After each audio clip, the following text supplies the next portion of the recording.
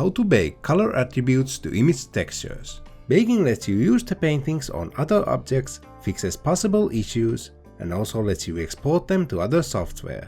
I have sculpted and painted over this weird character. Color attributes are hooked to the basic principle BSDF shader. I also have a hair particle system that doesn't display the painted colors correctly.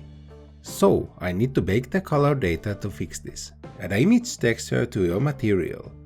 Create a new image. Use whatever size you want. Then drag a new workspace and set it to be UV editor. Select the image you just created.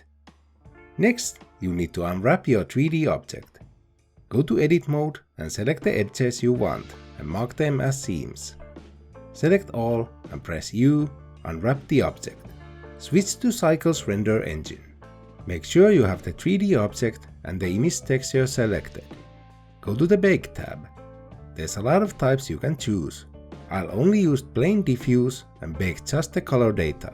Hit bake, this can take a while. Now we have a baked image texture. Remember to save this file so you won't lose it. Now we can hook this image to the color slot. Use it with other objects. This also fixes the hair particle system. See you next time.